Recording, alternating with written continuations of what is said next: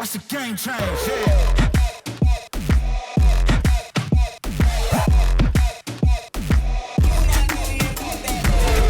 Tamron cares about us all the time. You know, starting from 17, 28, and 28, 75, and 20, 40, and here it comes again with brand new Tamron 50-300mm f4.5-6.3. So of course, as always, I'm not sponsored by Tamron. They just let me use this in advance. So as always, this is my honest review.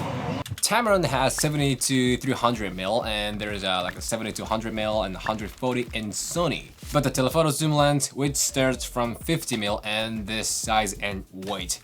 Come on, it's almost same as like a 25-75 G2. I mean, standard focal length zoom lens. I am feeling this can be another great option for the first telephoto zoom lens choice. So in this video, I'm gonna talk about what is this lens and what can this do and whose is this for. Recently, this KA YouTube channel hit 40,000 subscribers. Thank you guys, I really appreciate it. I wouldn't have achieved this without your massive support. So next time, let's see you guys in 100,000 subscribers. Yeah, 100,000. Yeah, 100,000 subscribers. Let's see you guys right there. Okay, as always, before you jump into this video, please hit the subscribe if you haven't to grow this channel. I need your support. So first, let's start from the overall spec of this lens, but the Sarah will do it instead of me because she is better than me at this. Okay, Ken, I am honored to be nominated for this mission. This Tamron 50-300mm f4.5-6.3 is the innovative telephoto zoom lens. Even though this has the standard focal length 50mm, it can go up to 300mm. This gives you the extra wide perspective compared to ordinary classic telephoto zoom lenses, which eventually provides you more creative options. Also, the minimum focus distance at 50mm is 8.66 inches. It gives you the half macro shooting experience. However, this only weighs 1.46 pounds. Ken will dive deeper, but this lens sounds versatile, and the performance is great. Oops, sorry for being subjective. I am just AI. I do only what I am supposed to. For now. Okay, next, let's look at the build quality and the usability. So what I felt as soon as I grabbed this lens is super light. For example, right now I'm using this ZVE one with this lens. Comparing both of them, ZVE one is so much lighter. And for example, this Sony A7IV, it weighs about like 1.43 pounds. And this one is like 1.46 pounds. So it's pretty much same. Come on. So 300mm telephoto zoom lens weighs about like 1.46 pounds. This is what Tamron does. Hat off. Basically, the design is pretty much similar to Tamron 2875 G2 lens, the new Tamron style. It got a nice grip which fit my hand super well. And when it's on the camera body, even though this is a 300mm telephoto zoom lens, the balance is not that bad. Like, the weight balance. Since this lens is not that heavy and massive, it can go along with a small camera body. And in both of good and bad ways, the design is, pretty simple as always. It got one button and zoom ring, lock, switch, and USB-C for Tamron utility app. I think it would be better if this had some sort of focus area switch, where you can change the focus distance, which other telephoto zoom lenses tend to have. But overall, it's pretty simple and easy to use. So it's about $1,000, considering that this can give you more than money you pay. Oh, by the way, I forgot to mention that, but this got a amazing weather sealing like this. Okay, so the biggest attraction of this lens is the focal length. Usually each lens has each field. There's a clear boundary of the role and position. For example, there's a wide specialized zoom lens such as a 1635, 1628, 1750, 2040, and there's a standard zoom lens like a 2470, 2875, 2405. In the telephoto zoom, 7200, 70, 7300, 140, 400. You gotta pick something that can do the job for you. but you eventually need several lenses to handle many different situations. Like 1635 plus 7200, 2470 plus 7200 range lenses. You can pick all three type of lenses, but that's not something we really love to do. So for example, when you want to cover the wide and telephoto, the combo of 1635 and 7200 is good choice. But when that's sometimes 70mm becomes kind of tricky.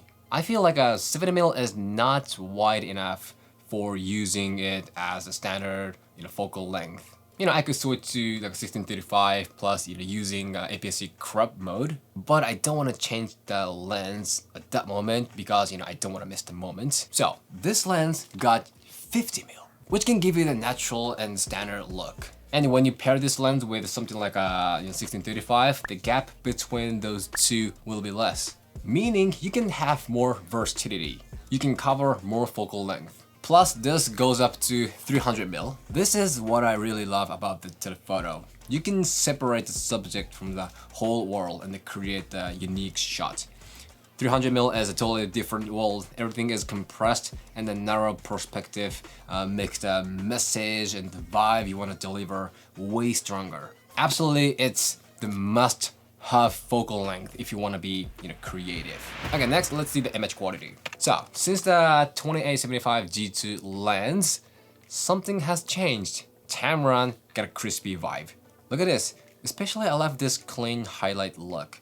In general, this type of versatile telephoto zoom lens doesn't have a fantastic image quality. It's like, okay, good, but not a phenomenon. But this got more than I expected. But yeah, when you crop the image, you lose high-res feel a little, of course.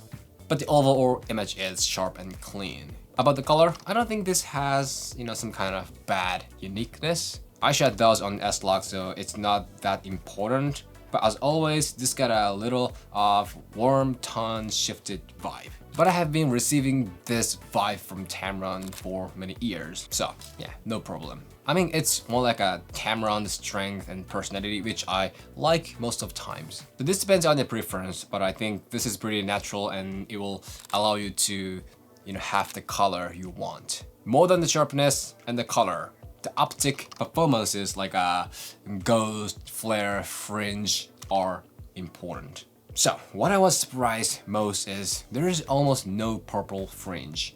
When you crop the image, which tend to have a fringe, the edges of subject are so clean. When you shoot a city, lines of buildings easily get a fringe, especially with this type of versatile zoom lens. But this is dealing with it really well. Even when it's backlight situation, this lens is doing a great job. Speaking of a backlight situation, this has flare and ghost. I don't know if this is a flaw or not, this depends on what you shoot, but I personally like this effect. But as the fact, this has flare. But still, lines are clean and the color is depicted so well, so I think I can say this got an amazing optic performance, at least for me. So, although this has a super versatility and amazing image quality and great optic performance, you can have the half macro shooting experience with this. The minimum focus distance at 50mm is 0.2 meter and it can shoot the subject this big. Oh my god, come on. This got old. But when you shoot in this way, the footage will be shaky, so you might want to use active IS. So if your camera doesn't have it, you want to be stable as much as possible. This lens allows you to shoot a really distant subject, but at the same time, you can have a detailed shot. Not many telephoto zoom lenses can do this at the same time. So last thing I'm going to talk about is autofocus and image stabilization. So first of all, this is adapted so well. What I mean by that is, this is not a Sony genuine lens, it's still Tamron, third-party lens. But this can bring out pretty much of the camera's autofocus performance. When it's 50mm, I think it's not that different from other 50mm, pretty fast. It's doing great job at 300mm as well. But when the subject is super close to the lens, sometimes it took a little time, but yeah, it's reasonable. And when it comes to the tracking, since Tamron has their unique, strong, autofocus system, yeah, it can track the face, same as other Sony genuine lenses. If your camera has Sony's latest real-time eye tracking system, you can have it without losing any drops. I really appreciate that Tamron puts so much energy and effort in it every time. So reliable. When it's 300mm, it can track the face without any problems. And it's a small thing, but this autofocus sound is so quiet. Definitely, it doesn't bother you. I'm gonna let you guys hear that.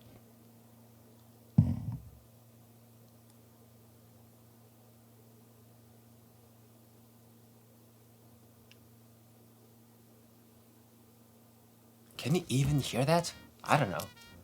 Yeah, it's that quiet. And when it comes to the IS, you need to be careful. A little. So this is 50 to 300mm, so I guess you're not gonna, walk and run while you, record videos. If you're planning to vlog with this lens, I think you got a wrong choice.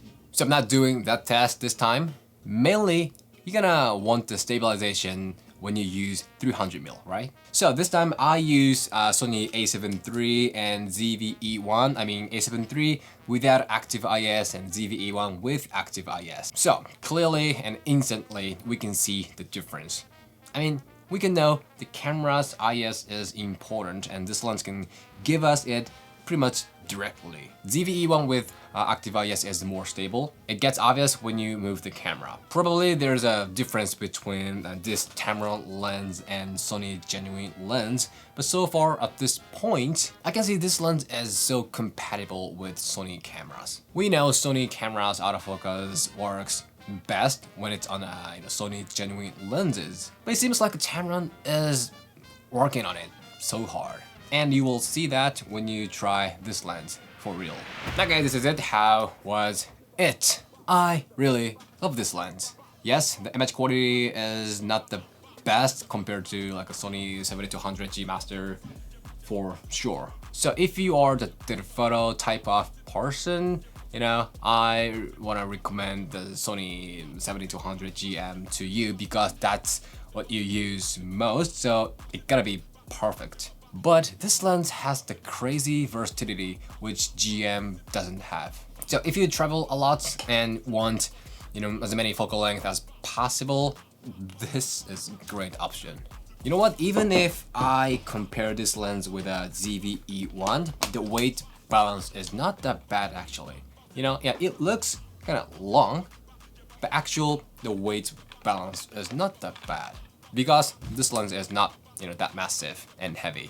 And it doesn't take a lot of space in a camera bag and it doesn't kill your shoulders. So I really want to recommend this lens to people who live in a not professional telephoto field, but want, telephoto zoom lens like me and like you guys.